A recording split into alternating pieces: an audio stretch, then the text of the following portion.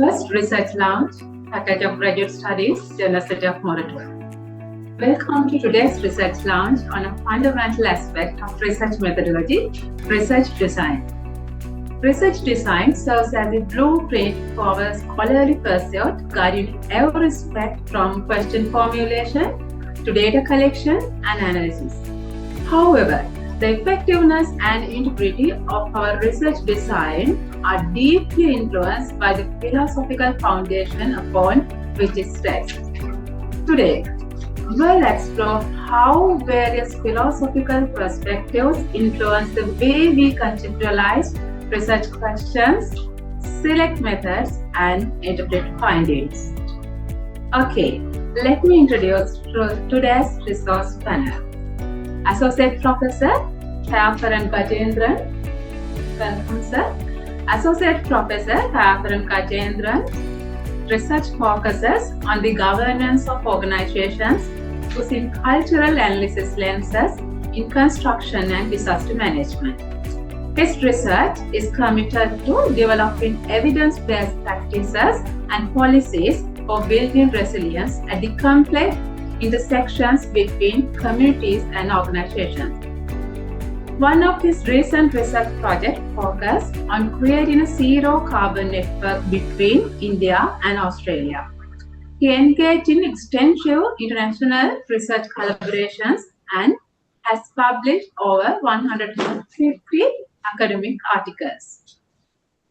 He has received government and industry research funding of more than $1.5 million.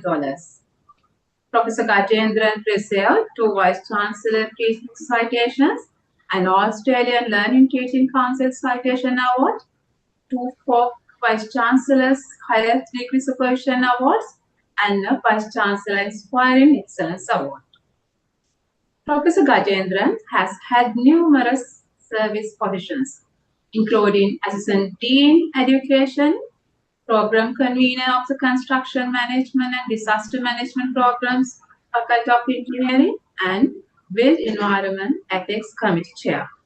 He is currently the acting head, School of Architecture and Built Environment at the University of Newcastle. Then our next resource person, Tamasha Jayanthi. Tamasha Jayanthi is a lecturer and research scholar in construction management. He currently pursues a PhD in lean construction at the University of Moratua, Sri Lanka, and has published several Scopus Index journal articles and conference papers related to construction management. His research interest lies in lean construction, construction engineering management, maturity modeling, and organization maturity. He possesses 4 years of experience in academia and 9 years of industry experience in UAE and Sri Lanka. He earned his master's degree from the University of Sri Javaradhanapura and bachelor's in quantity survey in construction management from UK. Okay, dear participants, researchers, streams guests, research launch is open. Dear Professor, what is your motivation to do a PhD? I just want to stay in academia, but that shouldn't be the real motivation. The real motivation should be to actually contribute to society and through my research and enhance kind of the living standards of people or productivity of organizations. So my research on construction generally works on organizations, and my research in disaster management is for communities. So motivation is to actually uplift communities and also help organization perform better. Thank you. Okay, so you can share this. Thanks. Thank you for the invitation. All right, thank you all for today's presentation, and thank you for your kind introduction. And I come from Australia, a place called Newcastle. So I would like to traditionally acknowledge the traditional custodians of our land, our Wiggal Nation of Tamalong Clan. We do that in every forum to say that we are using their land for our purposes and our businesses and our activities. So we always acknowledge that we are standing on their land. So all this work that I did was created on a land that belongs to Tamalong Clan of the Wiggal Nation. Okay, so you're all interested in doing a PhD or already engaged in a PhD, so I'm going to frame that way, although there are a number of supervisors here too. It'll be a discussion. Halfway through, there are 2 case studies after our presentation. Here to help. So I would like to make this a very organic presentation, not very structured. So I'm going to discuss, ask questions if it's possible along the way. So everyone starts a research with an idea to explore something. Okay, so then we say, all right, go and read, find a research question. Then we say, okay, find a methodology, and come up with solutions and findings. It's very simple. But it's not simple too. So that's what we are going to talk about, is that the complexity in that process. And in that simplicity, there's a complexity, but within that complexity, there's a simplicity too. So it's just basically for you to think carefully, even if whatever stage of your PhD you are in, it's not an issue. You know, I mean, this is going to help you to do research eventually also. So, So first we'll start the fundamental. You all are enrolled in a PhD, so what is a PhD? And everyone says, oh, it's doing a piece of research. Okay, so that's the fundamental thing, is that Doctor of Philosophy is a pinnacle of academic study. And after this, you do a DSc, Doctor of Science. So after you do a PhD, there's one more qualification that you could collate all your work and give it to a university to give you DSc. So it's pinnacle, but there's one more. Okay. But as positions, there are many positions in academia you reach. But having a PhD is the starting point for someone to start an academic career. So it says using rigorous and systematic research combined with critical analysis and to understand a phenomenon, whether it's society or whether it's technology, and you're trying to enhance the profession or discipline. Okay, so that's it. So research is the key word. So have you thought about what is research really? That's a key part. Anyone wants to give a stab? What is research? So you're doing a PhD, you're doing a research, but what is research? I'll keep on asking. If you want to contribute, you can contribute. Or if anyone on Zoom, please unmute and say. So in a simple sense, I think all of us understand what is research, otherwise we won't be sitting here. The research is a detailed study of a subject, especially to discover new things or information, new understanding. It's a noun, and verb is to conduct a study, to uncover new information. So you all are trying, whatever the topic you are engaged in, to uncover new things, report it to through your thesis to 2 examiners, okay, or 3 examiners, and face a viva, probably there'll be the examiners and defend. That's all the PhDs. But I see that very differently, after going through this process. If I could see it differently, that will, if I had seen that in my PhD through that lens, I would have been better off in my view. So I think it's a story. Everything you do is not going to change, but the problem is we don't tell it as a story, we tell it as facts. This is the research problem, this is the methodology, this is this, but you don't really tell it as a story for people to understand. And I was talking earlier to academics today, and in any way, any research you do, we have to craft it into a story. So if someone asks you, I mean, usually my supervisor used to say, if your grandmother asks you about a PhD, how do you explain it? And I get stuck at that point because my research question, she's not going to understand. And, my grandmother was educated, but still probably not to this level of, so how do I create a story is the question. Okay. So it's a story of a problem. First, you need to have a research problem. Everyone has a research problem to study, then you have the research question based on that. So it's a story of a problem we are curious about, or an issue that is impacting humanity. We talked about topics of disaster, which is really becoming really difficult, heat waves, and it's about issues impacting humanity. Or we are curious about what is in a scientific form, what is in Mars, how can we live in Mars? Or even you can be curious about how the old pyramids were built, and then you want to bring. So it's a story. You have to say why. Then it's a story about how the problem was studied. It's your methodology. You just don't say, I'm using constructivist approach to do this and that, and then I've got qualitative interviews. And you have to tell a story. It is a problem that's mostly centered around humans, and humans are best studied through a constructivist approach or realistic approach. So you just basically start to develop a story. Then you tell a story about what do you understand further about it, rather than just as few facts. I found this is the case, or I found this is the one. These are my findings, or I found these things.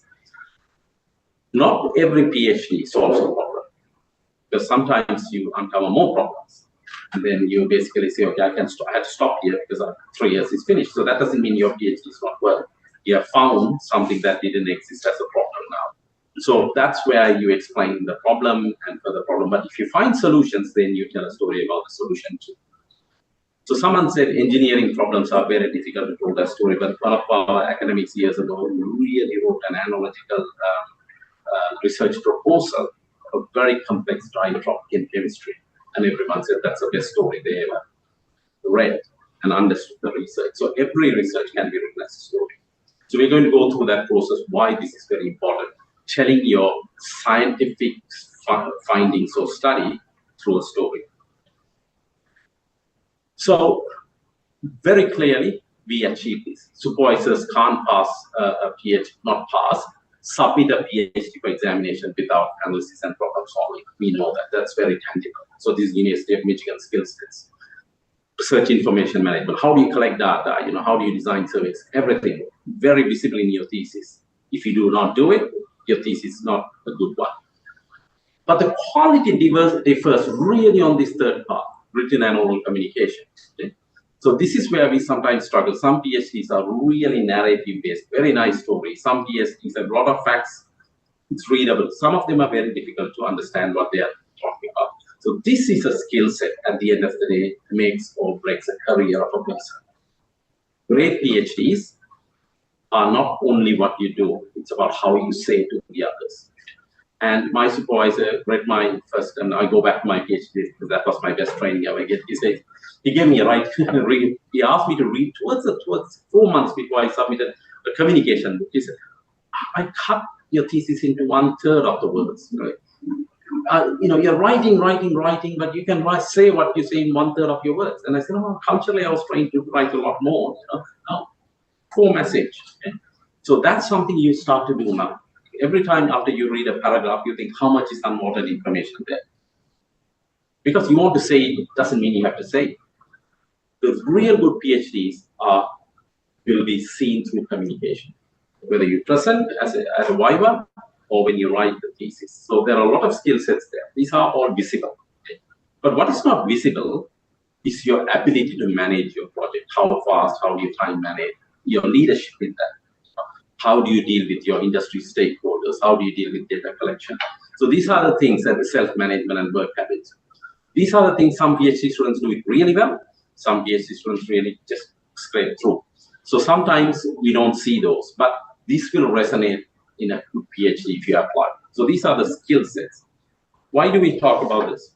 Why do we talk about the skill sets? Is that it's very important that we understand that storytelling comes under the written and oral communication. It is where that really comes in. So, but we spend a lot of time writing great analysis chapters with all the statistics, all the quotes and all. We spend a lot of time to say we have got ethics and everything, but we forget to convert them into a story through precise, concise, logically written materials. Okay? So that's really important. So that's visible. What is down is invisible, but what is really core is written and oral communication. We do not nearly spend enough time in doing it because we rush through the thesis at the end, including myself. That's what I do. Okay? But that's what needs a lot of time because that is where the synthesis happens. Okay, we'll come back to synthesis. So I've got a question for you to think about. Why are you enrolled in a PhD? That's a very important question, and this is from a university website. Okay? So as I said, the last two ones are the one which some people do it for, like decide to get respectability, decide to get research degree along with its consequential benefits. Okay? I'm not saying it's not it shouldn't be a motivation, but the problem is once you finish it, what to do question comes after that. So you don't want to do PhDs after you finish it. Yeah, put the respect, but I don't know what to do next. So people who have really built on their PhDs are the people who really decide to face the challenge in solving world problems. They can continuously go on. They've got that energy because it's not about respect or anything. It's just about solving problems and desire to serve to the society. I've seen a couple of PhDs, people who are really started on that. But the problem with those kind of approaches is they never finish their PhD too because they want to solve all the problems in the world. So you need to have that motivation, but you need to listen to your supervisors to constrain it to a piece of work that you would really start.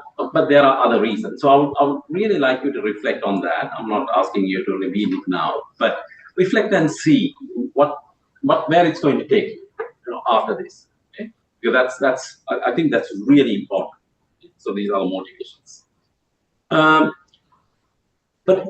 at the end, for me, each of my PhD students, I want them to be a research leader, whether be in academia, whether be in industry.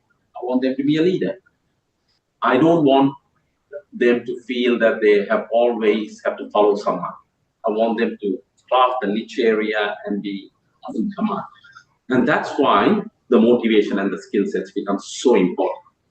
A lot of people end up as not research leaders. I'm not saying, like Einstein or someone, everyone can be a leader in their area and people come to you. Today morning, we were talking with the staff and stuff. Some people say, hey, industry comes to me to ask certain things. That's kind of leadership, because you demonstrated leadership. Okay? And the key part is post-PhD, you might feel a bit imposter syndrome. What it means is, am I really good? Am I really qualified to do that? And you need to come out of that mindset. If you're not good, so others will say, you're not good. So don't question. You have to question yourself at times based on feedback. There are students we have got who never listen to feedback. That's not good. But people will give good feedback. Then they take it and build on it. Okay? So that's a research leadership. So what do you think are the opportunities and challenges you see in your PhD? So because you have got a motivation, you're building skill sets, but not every PhD is going to be a smooth journey.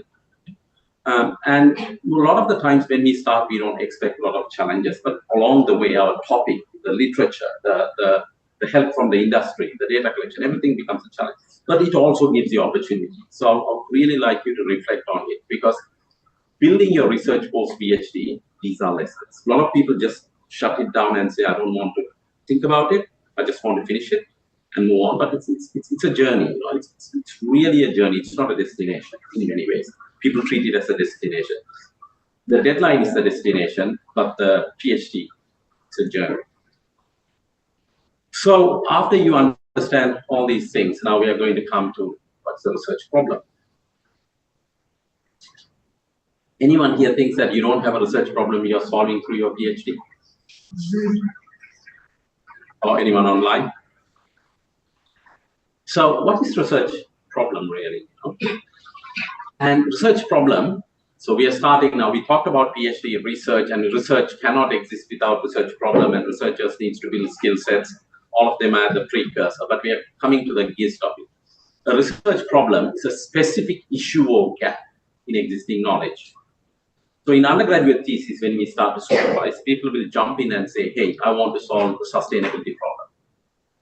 So good luck. Where do you start? Where do you end? The gap is so vast. This 10 years ago. So there's a gap, yeah, but it's not defined. It's not there. So the existing knowledge, there's a gap, but you need to make sure that you can address it in your research. You can't just go on and building up the problem and problem and problem over and over again. It's about the area of concern, condition to improve. Okay. So what we are trying to say is you are trying to eliminate a challenge in the society, a problem, and this problem can be from academic literature, or it can be from existing practice. Academic literature, if you have found out, you have already done your literature review. If you have done a proper one, and if there is a gap, there's a gap. But the industry ones are a bit challenging, because what industry feels is a problem may have been solved in academia. Maybe it wasn't translated into industry.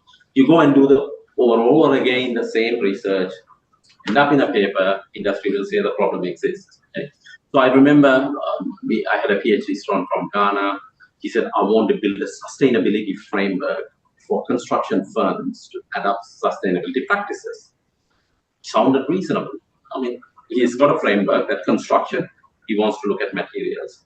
And I said, well, I know that this is good, but let me introduce a new course of voice from behavioral economics. So he was an economist who particularly studies human behavior. I said it's a behavioral problem because people don't adapt. And he came, sat first meeting, he said, all right, tell me, Samuel, you done your literature? Yes, I've done everything. So how many frameworks? There are 14 frameworks. No one is adapting. So you're going to create the 15 framework. They're not going to adapt, right? Stop. First time, it hit me too. Why do you want the 15 framework, the 14 framework not adapted? Think differently. What behaviors are the problem? What are the systematic issues? It's an entirely different PhD, if you want. So the industry have problems, but that doesn't mean the solution is going to solve. You have to think very carefully what's the solution that you want to give, or the frame you want to use. So when you start the research problem, there is certain issues there. You've got biases on your own. From the industry, you have biases. So we'll come back to that. So that's what sometimes even theoretical problem gap or industry problem gap is defined for. So let's look at few research problems. Gender diversity on construction site is critical of improving EDI, equity, diversity, and inclusion in project organization. There's a significantly lower number of women on construction sites than men. That's a problem. How do you want to solve it? Or power is a very subtle construct influencing decision making in mega projects. We don't know who uses power, where the power is sometimes. So is it critical to know? It is essential to know how this impacts the decision making to ensure that it does not create negativity or it does not affect. Because we have seen power positions have created very negative, unproductive outcomes. So this is one of the case studies we're going to talk about. How do you study that? That's a problem. Okay? Then identify the positioning of a person. Okay? Impacts on their or identity positioning of a person. I talked about identity, who I am, and how does it affect my competencies in project management. Everyone is trained the same way, project management guideline. We do execute it very differently. So it's about me, my identity, so how does it affect? And it's important to know how do we manifest ourselves so we can train them. So which one is theoretical in this one? Which do you think are practical ones? So at least one is quite practical. Others could be sitting in the middle. But how many of you think the first one is a very industry-based problem? It is an industry problem. You go to the site, you observe, but you read literature. There'll be 100 literature on why women are not working on sites. And there are a lot of recommendations. No one has used it. So why do you want to go into it? So you want to think about it differently. Okay? Is there a cultural problem? Is there a systematic regulatory problem rather than why aren't they at site? I mean, we know most reasons. It's not culturally safe for some women. The amenities are not best, so everything is.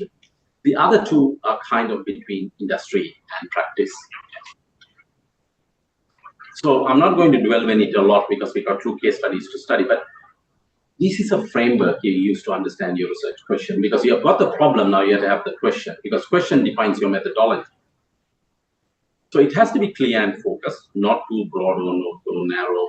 It's all easy to say, not too easy, not too difficult and everything. But when you see a question, then you should be able to frame it in that way. So why there are few women on construction site? Is it clear and focused? Probably. Not too broad, not too narrow. Not too broad, but is it narrow? It's a question. I don't know. So it's something you ask, and when you write the research question, okay? And then is it too easy to answer? Probably not. But is it too difficult to answer? No. So it's okay, I think.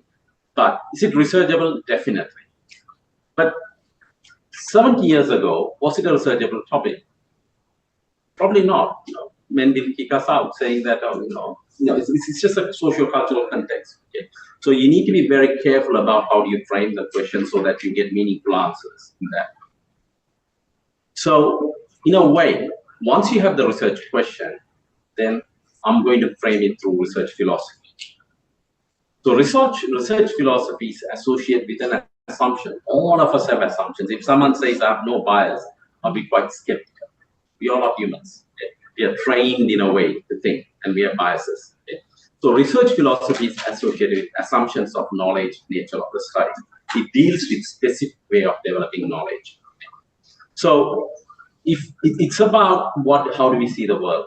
Some people see the world through numbers. Some people see the world through stories. Some people see the world through values. Some people the world through kindness. Some people see the world through brutality. So how they see different things is very different. Okay? So the same research questions you pose it to different people, they start from a different philosophy. So I remember I saw a cartoon. There was a apparently poorly dressed person sweeping the floor, okay, on the road, and there is a father walking with a child and pointing to the child. What do you think what would be the message from the father to the child looking at that image, that person sweeping? Anyone want to do a guess? If you're a father, what would you tell your kid? And probably he's at a school bag and they're going to school. If you're not going to study, you're going to end up like that, right? But actually, if you reframe, if you study, you can help people like that to get better. So you see, entirely different positions. So your research methodology and your research question is going to be very different based on that situation. Okay? Or you could say, if he had automated it, engineer might say if it's an automated thing, he can drive and clean. So you see a different philosophy. So that's why I say that assumptions are fundamental in our heads, and we have to question: is that the right frame of question? I would have said the same thing. Hey, if you don't study, this is what will happen. But the other way around is that if you study, you can help them really big. So the matter needs to be addressed because researchers may have different assumptions about the nature of truth and knowledge and philosophy, so that these assumptions should not impact the outcomes. What is our goal? To improve the society. Our goal is not a PhD that's end up on a shelf that only 2 people read. Yeah, it has to be publishable. After that, it has to be translatable. So these assumptions are very important. So when do you start to actually think about this research philosophy? At conceptualization stage or at the methodology stage? Traditionally, we do it at the methodology stage.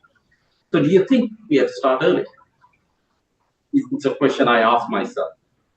But you can't ask a PhD student when they come in immediately, go and research philosophy, can't do that. They will say, okay, I'm going home. I'm here to solve a problem. What is this philosophy? So there's a way to deal with it.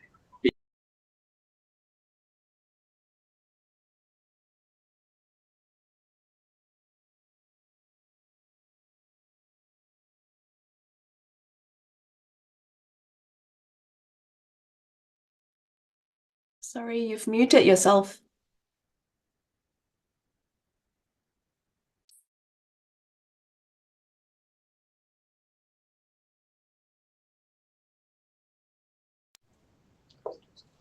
Okay. Can people hear me now? Yes, we can hear you now. Okay. So was I talking head all this time, or did you hear us? Just when you move to the next slide. Right. Okay. Thanks. I can't unimagine everything. They're looking at a slide. It's moving. What's happening? Anyway, so what do you think about the research philosophies and the conceptualization stage? So we can't ask you to start to read philosophy, but what we could do is to ask you to understand there's an unconscious philosophy that you might be coming towards that. And this is where very hard-headed PhD students and hard-headed PhD supervisors can't resolve, because both of them want to have very different assumptions and they don't understand they've got very different assumptions. You think you have to solve like this is a framing up. But if you know that both have unconscious philosophies underpinning, you start to really constructively develop. So research problem and research design stage is where that unconscious philosophy is underpinned. Okay? So in a way, why research philosophy is important at that stage to understand, because you have to group your readings. You read many papers and you don't know where the authors are coming from if you really don't understand philosophy. Some papers talk, why is this person saying like this? Why is this paper same issue saying like this?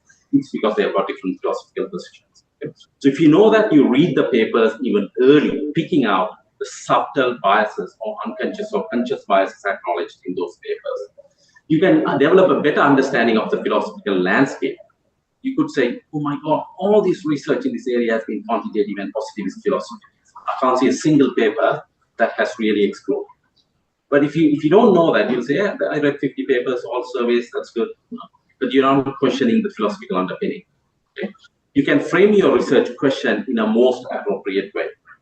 So what we want to do is, although you don't know, you didn't know while you started the PhD where you are, in the methodological design, you started consciously designing your methodology. At that time, actually go back to your literature and have a look.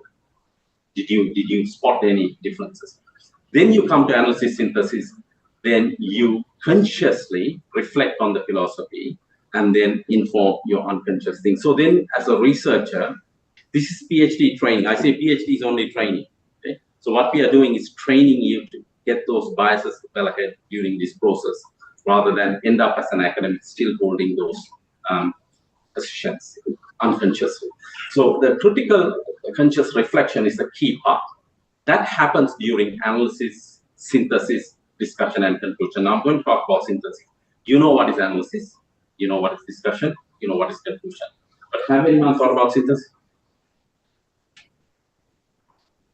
Okay, so that's what we are going to talk about. So this is a model, probably, I understand, Uday and getting a lot used here. So I use that as a frame because it's easier for to relate. So this is a good conceptual model. It's a framework that tells you to tell a story about your philosophy, then your approach, your methodological choice, your strategies, your horizon, and the technique, okay? It doesn't tell a story. It's a framework. This is where a lot of people get stuck. If they tick things here, they think, oh, I'm done. No, you have to tell a story why realism or why interpretativism, then how it aligns with inductive or abductive.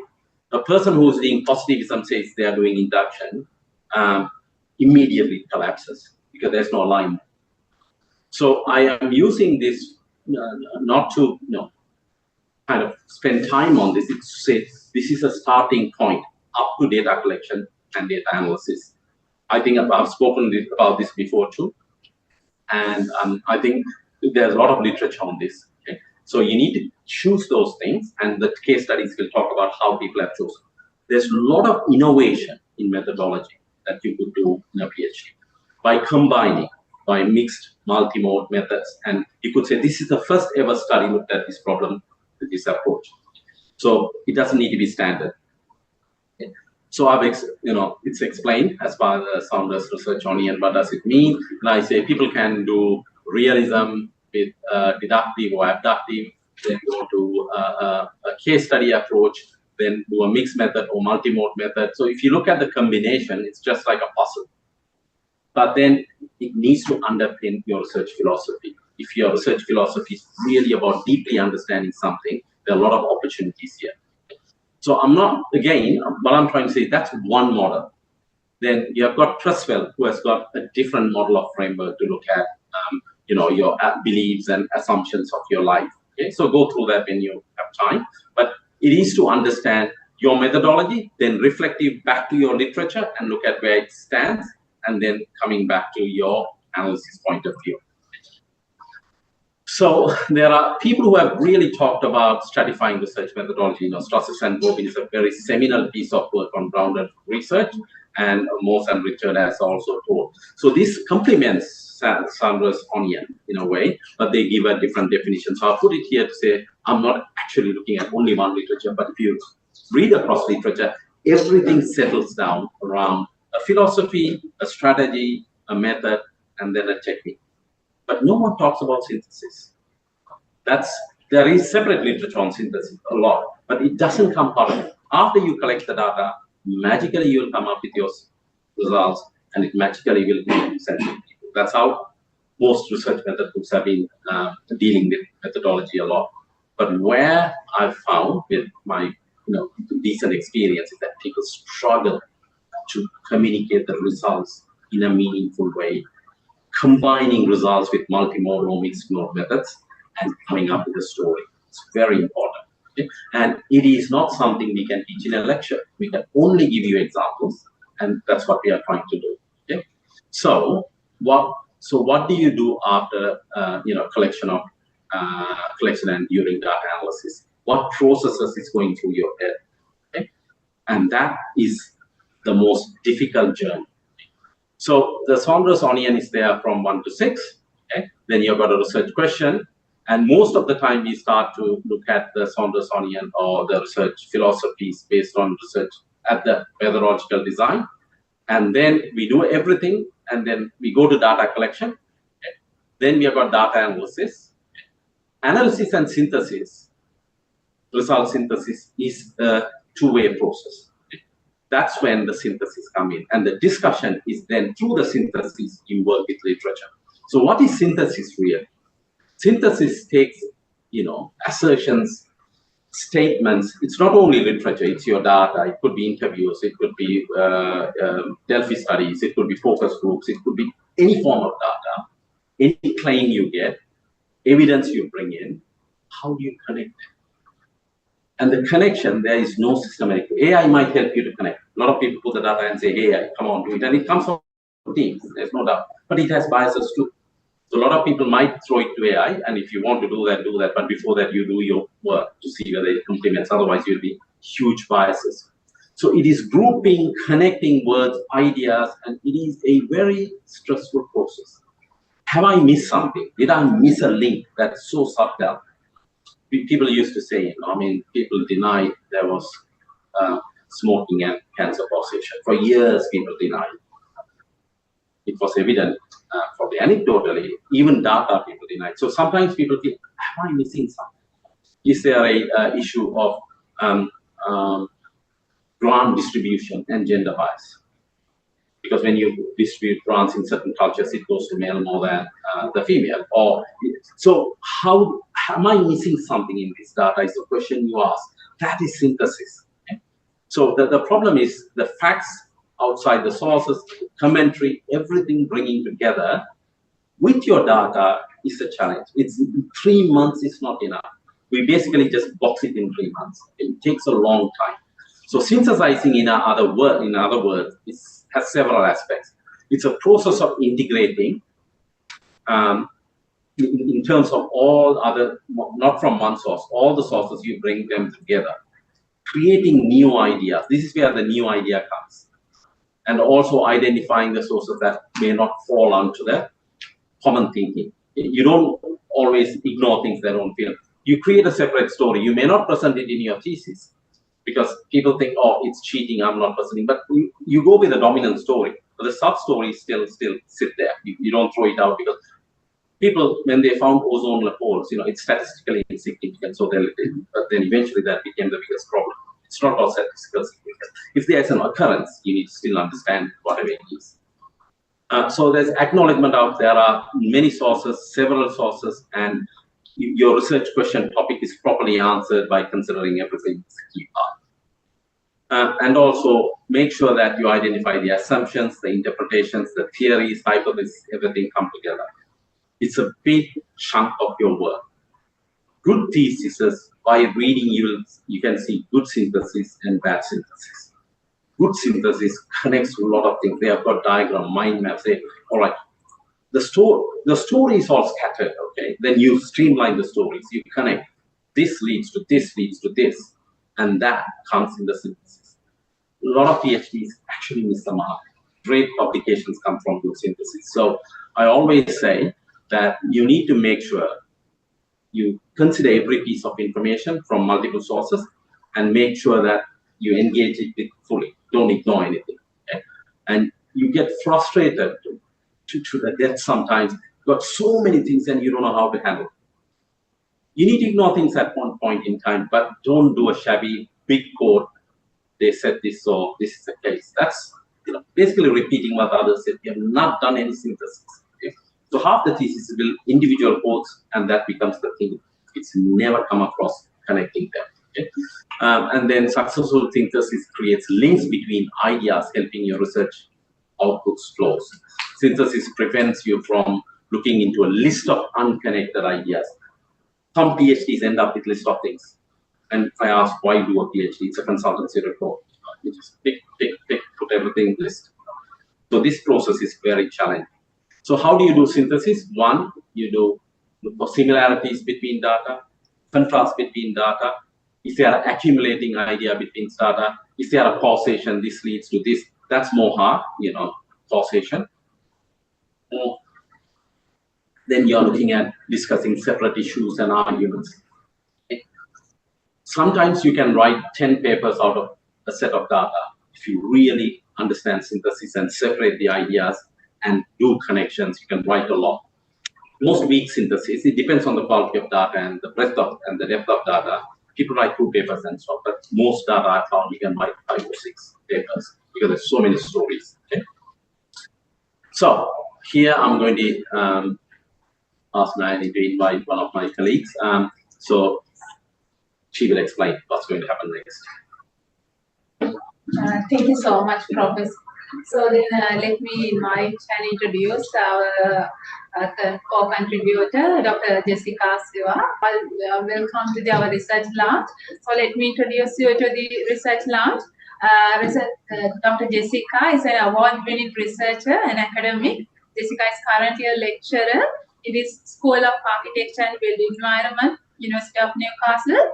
Jessica's research expertise lies in examining built environment relationships, network and systems, with a particular focus on decision-making behavior and practices.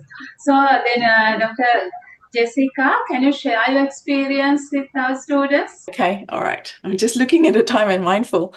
Okay, thanks so much for the opportunity to talk to you. And this is really, I think, giving a real life example of what Gajendran has been talking about before this. And I will not, go into too much detail because it is quite a complex study. And Gajendran mentioned the PhD being a journey, and this certainly was a big, long journey. And I think one of the key motivations that I started was I really wanted to solve all the problems in the world.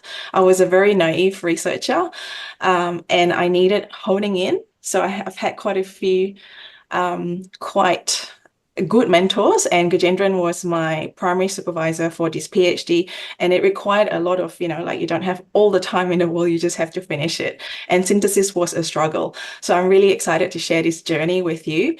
Bear with me if it's a bit complex, and feel free to jump in and ask any questions you might have. So just the next slide, thank you. So just quickly, to explain the research problem, because we've been talking about what research problems are. The project was focused on mega projects. The PhD was on mega projects, and it's an industry problem. So what the industry problem is that you might have come across this in the news about mega projects going, cost overruns, over budget, over time and time again. They're always failures. And so a lot of people in the literature, so past scholars, and it's quite an emerging area. It's only about 10, 20 years, which is new in research. And the general approach in which people have tried to address the problems has tended to be coming up with prescribed governance mechanisms. So really overt, this is what we can do. Here are contracts, here are processes and procedures. But as we know in real life, contracts don't determine everything. The exercise of power, which is the covert, things that we do that we can't actually see, that really has massive impacts on how decisions get made on projects, which can impact on the performance of a mega project. So a lot of what was lacking in understanding, so the research gap was really, we don't actually know what people do, this invisible part of, this messy, really flow of power moving that sits underneath how decisions get made. That's really a gap. So we came up with a research question, which is really, how does the nature of power relations impact upon a mega project decision-making environment? And it's trying to make the invisible visible, which is really quite tricky. So it brought me back to questioning my research philosophy, my ontological beliefs and epistemological beliefs as well. And that's the research onion there. And it's really just a one-page summary. And in the next few slides, I'll peel through the different layers in terms of how we got to the decisions of adopting the different layers. So the first thing we did was the philosophy, and then we went into deeper and deeper. So with selecting the research philosophy, it really, I think, comes down to, Gajendran mentioned, when do you start thinking about it? I think I went into the PhD with a constructivist belief, because that was how I did my master's. And I think in general, I believe there's multiple realities, but it's also very much driven by the PhD itself. What is it about the PhD that we're trying to explore? So it is about exploring the invisible, and what research philosophy will enable me to explore that. So it comes down to a bit of a process of elimination, if you like, positivism, interpretism, pragmatism in this context of this PhD is probably inappropriate, because you're probably familiar with this and I don't have to explain, but positivists tend to draw generalizations based on relationships between variables, and they don't look at the how and why. So they don't look in depth. And interpretivism or constructivism is probably the other end of the spectrum, so all these different philosophies probably reduce reality to human knowledge, whether the knowledge acts as a lens or container for that reality. And so we pick critical realism because critical realism is based on a premise that there is an external reality. And because there is that external reality, we can actually look in and explore that reality. So if we come back to the project again, the PhD is about exploring something that's invisible. It's looking at what are the factors that's causing, so it's the nature of the power relations that's impacting on the decisions. Critical realism allows us to do that because a key strength of critical realism is to use causal language to describe the world. Next slide, please. So just to go a bit, I won't go too long on this, but critical realism is really based on a realist ontology or stratified ontology. So if you look at the diagram on the left of the iceberg, it's got different ontological domains, and up at the top is the tip of the iceberg, which is pretty much what we can see.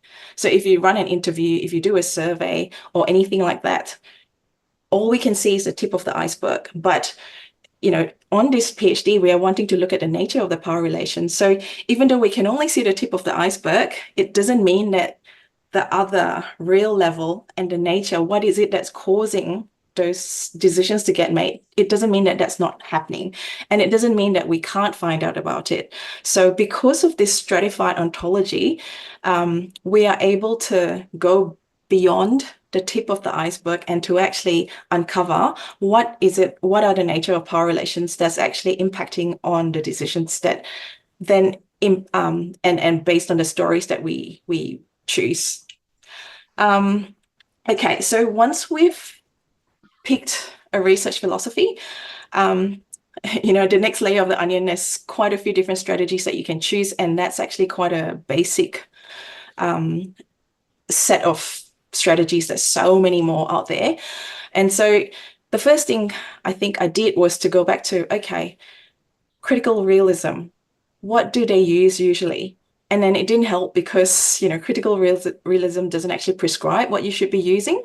So generally, there are quite clear-cut philosophies like positivism. Generally, you run a survey and it's quite deductive. It's not inductive. But when it comes to critical realist practice, it's very eclectic. It is really based on the nature of the study itself. So again, it goes back to what the research is really trying to resolve. What is the research question? And what are the strategies that I can use to help me answer my research question? So a key thing, one of the most important tasks, I guess, for a researcher is to determine what the phenomenon under study is.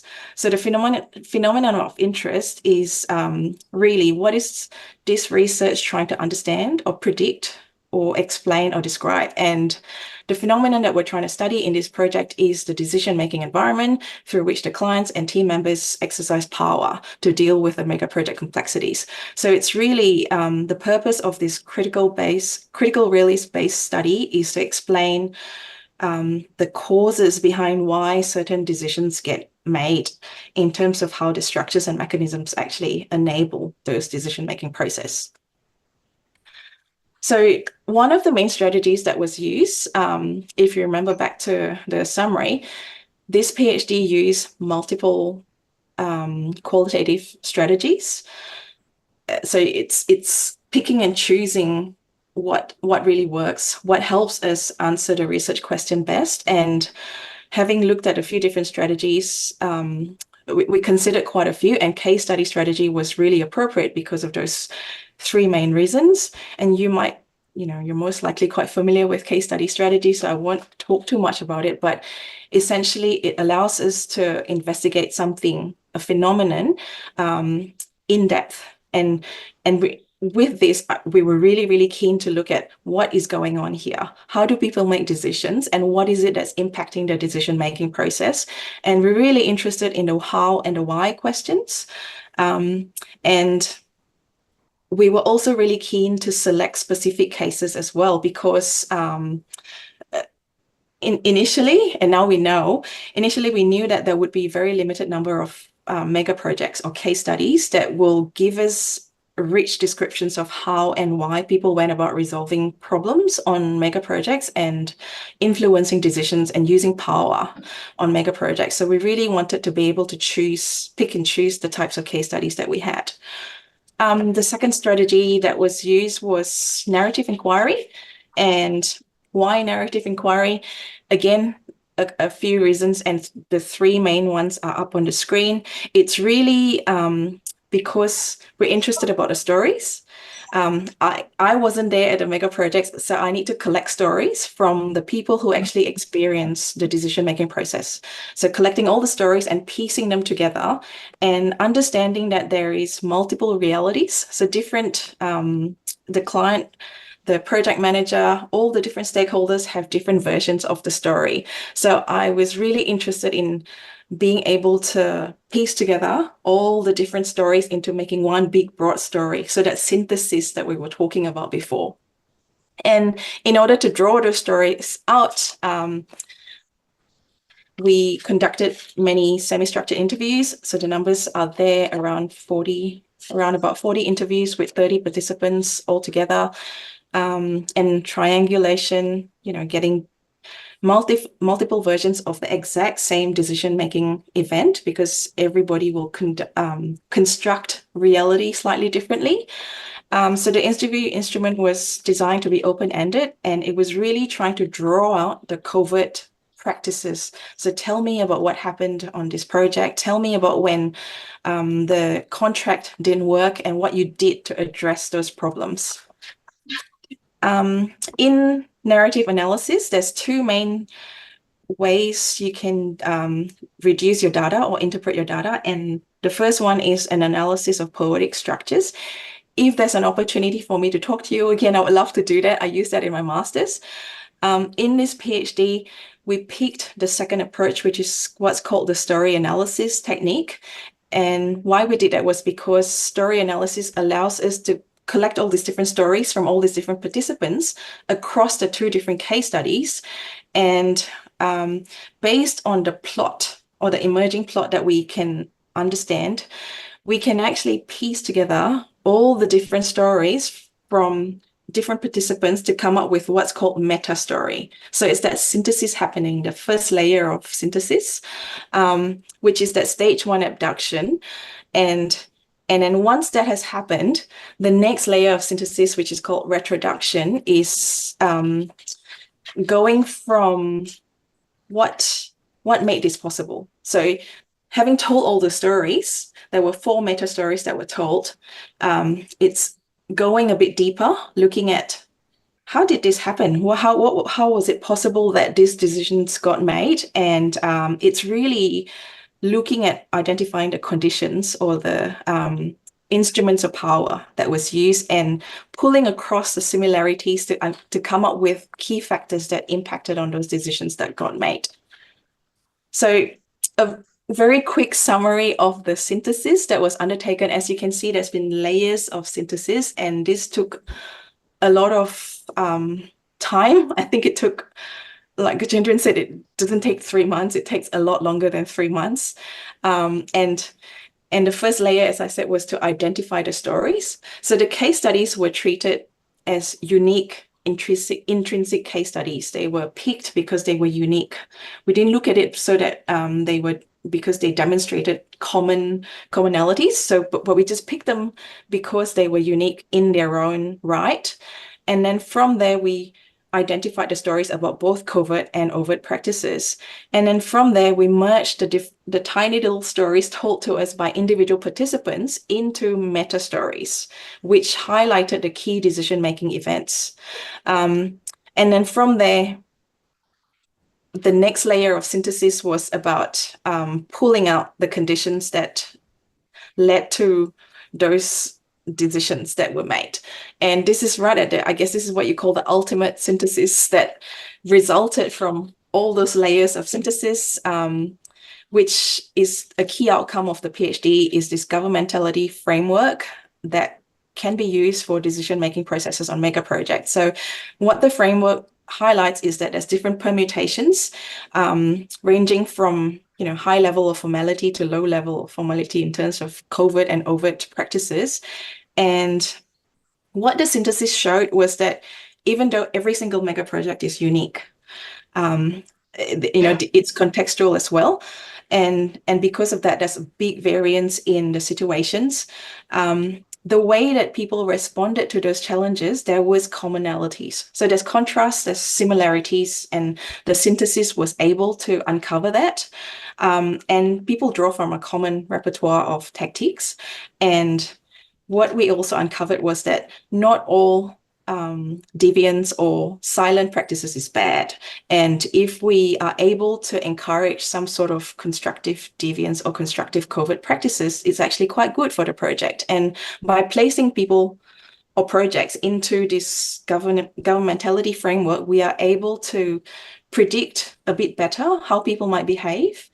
And it's only through understanding what are the factors that contribute to people's behavior that we were able to do this. Okay, I think I did that in 15 minutes.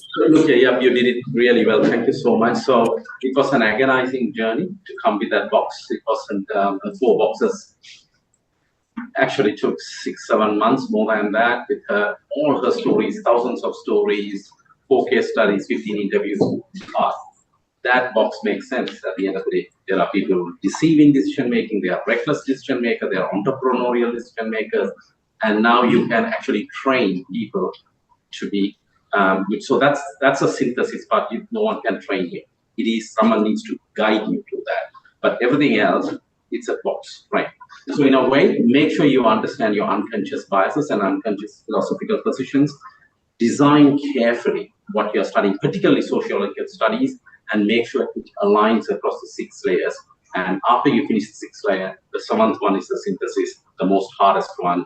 Just train yourself to be the best synthesis person. Thank you. Thank you. Thank you for this. Actually, we learned a lot. So then, actually, Tamasha, there's a PhD student. Then you can share your experience with the researchers. So then after formulation of our research problem, then our next task, so then we develop it in methodological part, isn't it? Yes. So then with your experience, then what difficulties you faced in designing the correct methodologies for your research? We have discussed so many things, the philosophy, and then Dr. Jessica gave some examples. So then you can share your experience. No, thank you for inviting me here to be part of this electoral discussion. And really what dear Professor said, I try to answer the question in a story so that we get a better understanding on this. So I'll come to your question, what difficulties I faced. So, well, I was coming from the industry to academia in the very beginning. So as Jessica said, it was a naive thing for me as well. So starting and working in the industry, I made some observations that in certain industrial practices and some critical situations within the Sri Lankan industry. So that led me to think about my first question. And as Professor 100% correctly said, it is very important that before deciding on philosophy or the method or the design or whatever of that, we finalize and we be sure about our research question, aim, and objectives. Because what happens for me in the very beginning as well, when I was trying to think about what kind of philosophy that I should use, or what is my design should be, I was kind of in between things. Because at that time, at the very beginning, I was not 100% sure about my research question. So in that sense, I believe that it's very, very important that you be thorough on your research question at the very beginning. So still I'm doing my PhD. So what I gathered through that is that the most important part of any methodological choice that you're going to make is based on your research question. And so you need to be thorough on that. And it is okay to sacrifice a lot of time on that, because if you've done that part in a proper way, I would say, then most of the other things would fall in place. I'll explain why. Now, in my case, what I'm trying to do here is that I'm trying to develop a model which is specific for Sri Lankan construction sector, a lean construction model. So in that case, earlier, when I was looking for my background research, with my experience in the industry, I found out that it took a lot of time. Like, I'm not saying it within 2 minutes, but it took a lot of time. I found out that there is no proper model, a lean model for Sri Lanka. So that was the gap I identified. So after doing that, after finding all that, and after writing the literature chapter, then I was thinking about the methodology chapter. When thinking about the methodology chapter, now I started reading Saunders, as you correctly said, Creswell, Jim, and all that jargons, big nice words, right? What I'm going to do with those things, right? What I'm going to choose from these things.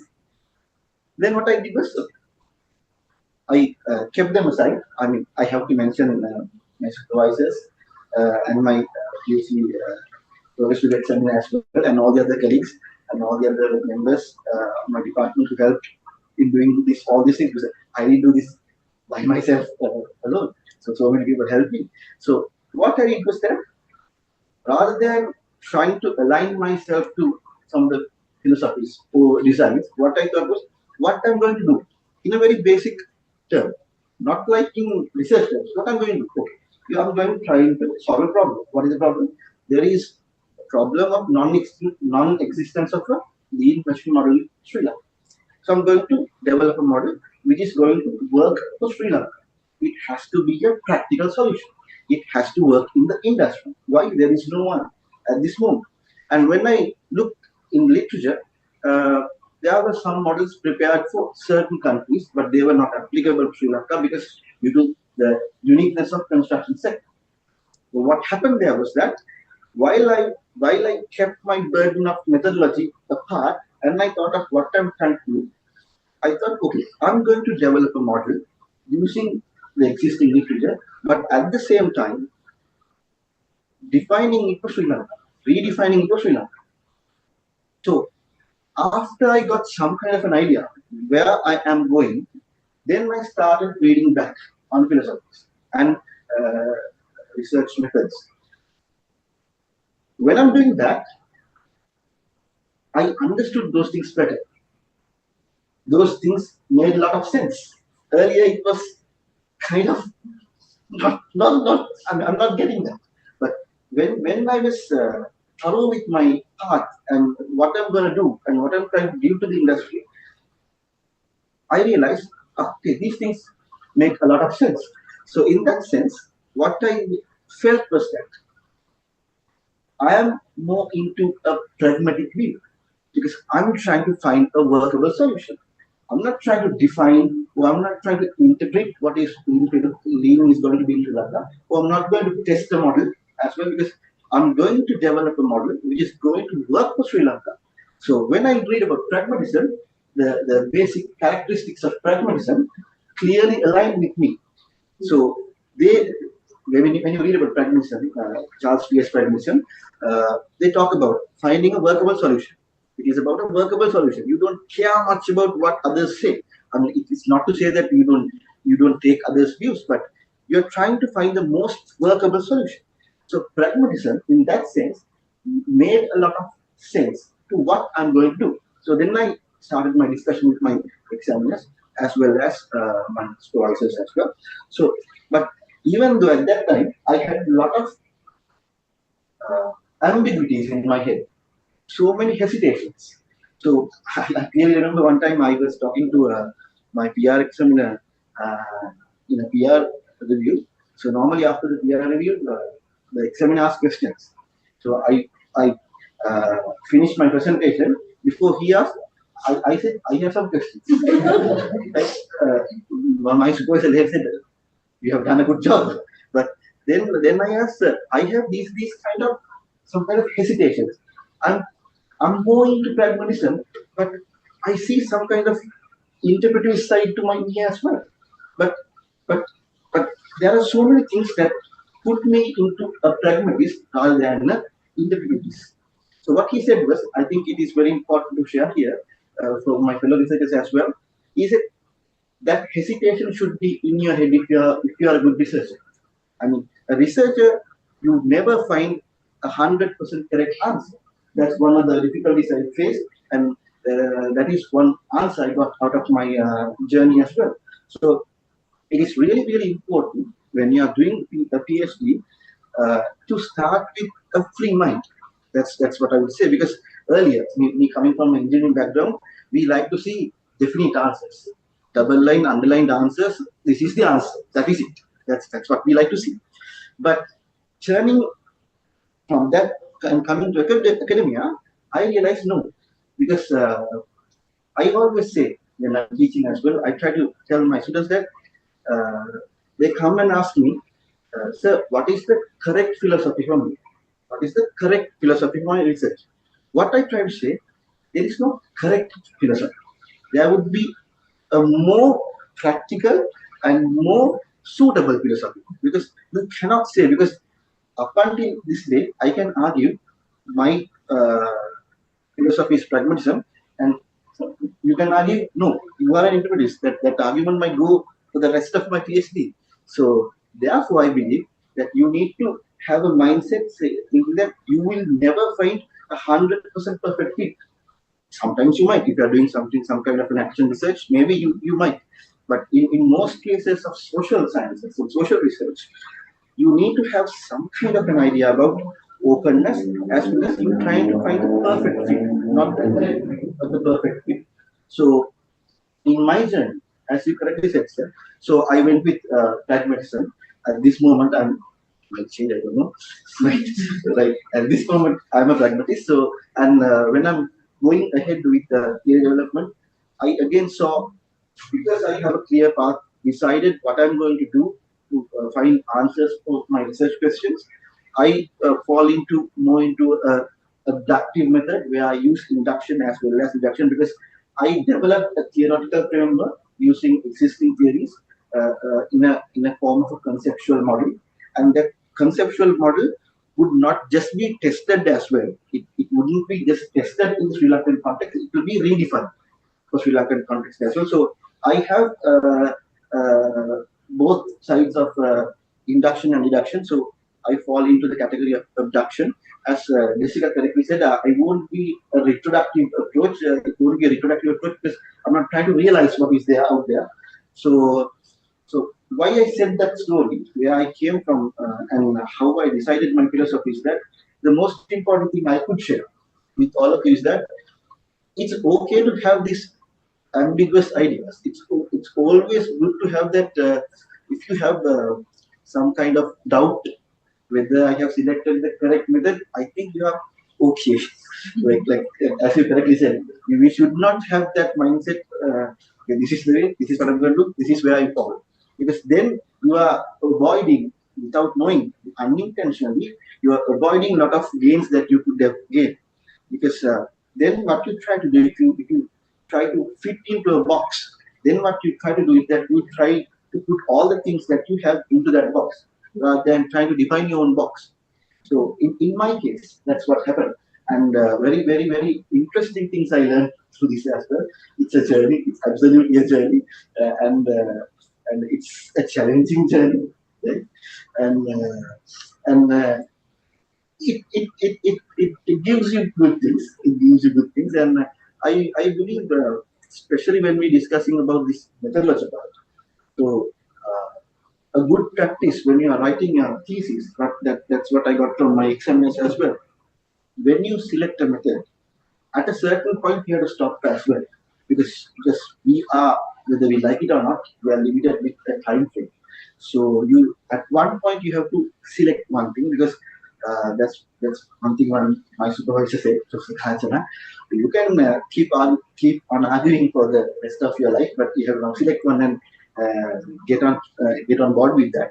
So in doing so, what you need to do, one thing I would like to put here is that a challenge that we face is justifying a choice. Is justifying a choice. When you're justifying a choice, clear idea I got from my peers and my examiners and my supervisors is that you need to give unique justifications. Now, for example, you see in most cases we say we need to investigate in deep.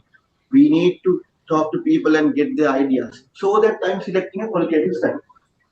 It's okay to a certain extent, but you need to come up with unique justifications from your research, saying that okay, in my area, this area has been researched before, but they have not gone to this extent. You have to be very specific, so that when the examiner is looking at your research, they know that you have not merely just selected a method, you have proper, structured, systematic reasoning for what you did and why you did that.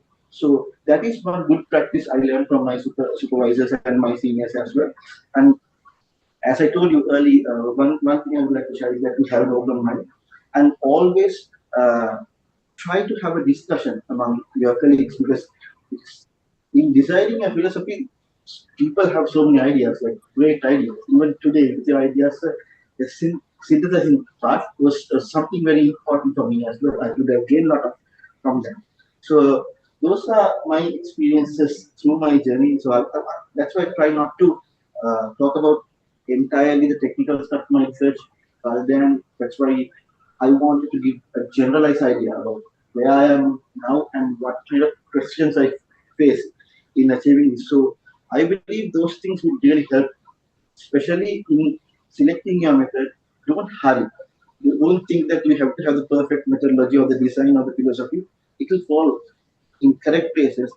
You first be 100% sure about your research question, your aim, your objectives, and the path you are going to solve.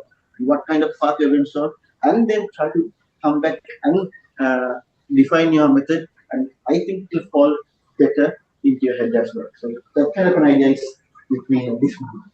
Yeah.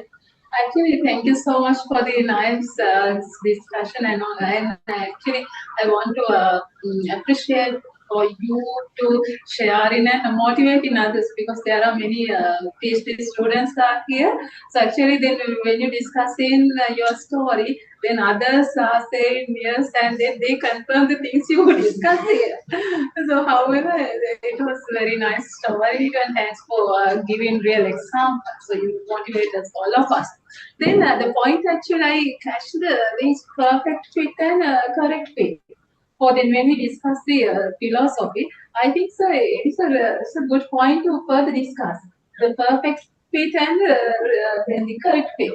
So then I don't know. I think that's I think that's why I use the alignment. The reason is there won't be a perfect fit, or sometimes even the correct fit at this stage. So what you do is exactly a justification that it aligns from your philosophy to methodology.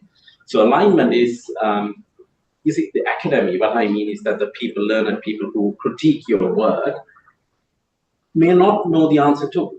But what they really want to see is that you have made an argument, the justification, a clear justification for the choice.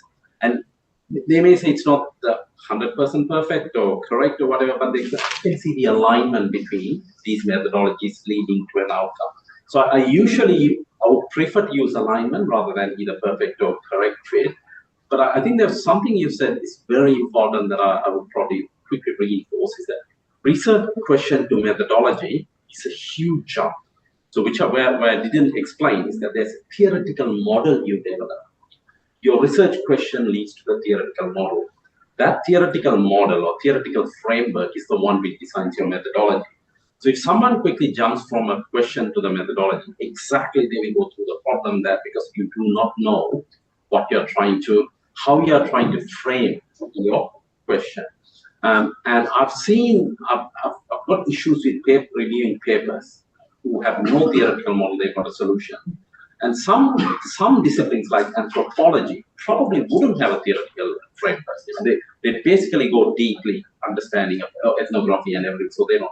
But most of the topics we do, frameworks for the industry, we should start with the theoretical framework. That will tell you whether you have inductive, deductive, or abduction, because that framework will say, oh my God, this I have to prove, this I have to explore, this I have to do this, because it's a practical thing. You're not neatly defining something theoretically.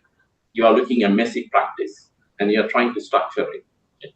So that would be a very important thing for us as supervisors, and to make sure that after you come up with a good research question, what is your framework? Where is your model from literature? And then say, okay, this model is really good because there's so much literature, you can go in the deductive, you can test it. This model is so much undercooked, no one knows what's happening there, do inductive. Well, part of it is clean, part of it's not sure, go for abductive. Does it make sense? Yes, absolutely, absolutely. So yeah, so there is one step probably. I usually tell the student that probably I didn't discuss here. Question to methodology in between. There's a framework based on the topic. But if you go to an anthropologist, they will kick me out and say, in our discipline we don't do that. And it happened to me because I worked with a colleague anthropologist. When she worked in our department, she was very happy to write the paper. The moment she went to anthropology department, take my name off, my colleagues still disown me. We can't have a framework.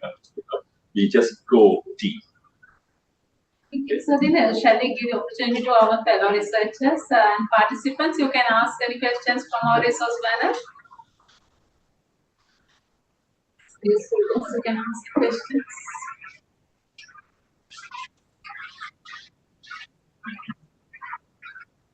Asking questions, you shouldn't worry. I know, coming from a bit of a back seat, I don't ask questions, but that's part of the first thing in a PhD. You should ask questions.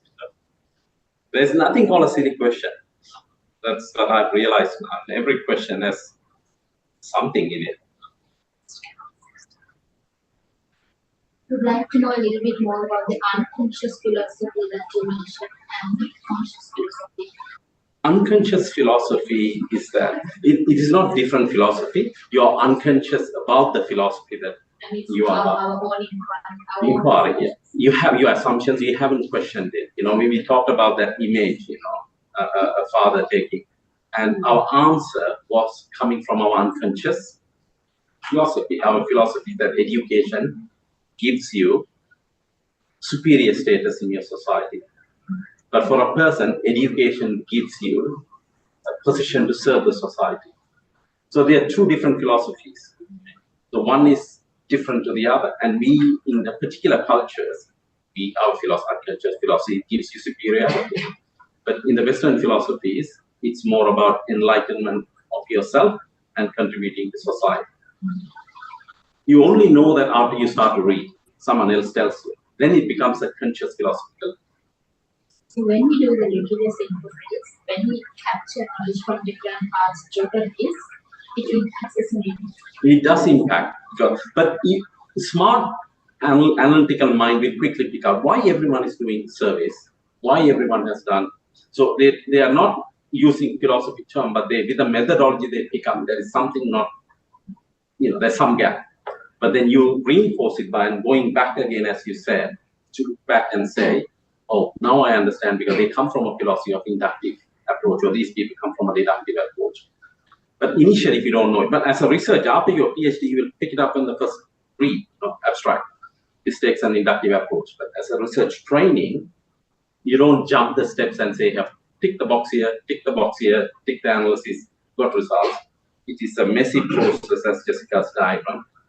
You reflect every time, so that next time, why do you do a PhD? You want to be a research training certificate, like a builder. You can build things. So you can do research without anyone's help. You will have a peer group to help. So that's why that reflection part of the philosophy is important. I get really frustrated with papers who really don't know where they start. They will have a solution, but they have no idea which point of point they started. And that solution is meaningless because it only works with that philosophical context. Dear participants, do you have any questions? You can use the chat lines if you want. You said like something like and to what you said as well, unconscious and conscious. It is very important that you understand you have some biases as well, especially if you're coming from industry or something. I mean, it is okay to have that, but note it down, write somewhere. Know that you have these things in your mind as well, because you all are human. At the time, correctly said, when we think I'm unbiased, that's wrong. It is highly unlikely. So what I did was that since I came from the industry, I wrote what I believed, and earlier I used to have some kind of an idea. Lean construction is very good. That's not that can't be as a researcher. So when I do my pilot interviews and pilot interviews with my expert, I understood that and I noted down. So I made sure that it won't happen again. So that is very important as well in my personal experience, so that you note everything down and you see, okay, I have these biases. I'll make sure these biases won't influence my data collection. So you're a reflective researcher, because that's what we want everyone to be, reflective in your positions. Because if you go back to the lean philosophy, in the 90s there was two schools of thoughts. They fought in England. One is lean is exploitation. One is lean is right, and it's a productive mechanism. So then, these two groups, I know who they belong to. So in conferences, they fight with each other. Lean is exploitation, lean is empowering. Then it came, lean is unresilient. The reason is the moment you become lean, a disaster hits it, you can't build it back. So as you said, we start with the position of lean is good, but actually acknowledging the other issue. In my view, lean is productive, there's no doubt, as long as the world is a perfect system.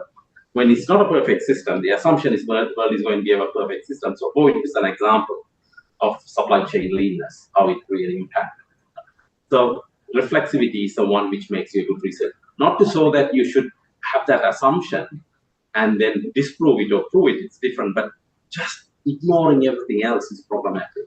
Then your research is really biased. There are about 600 biases humans have.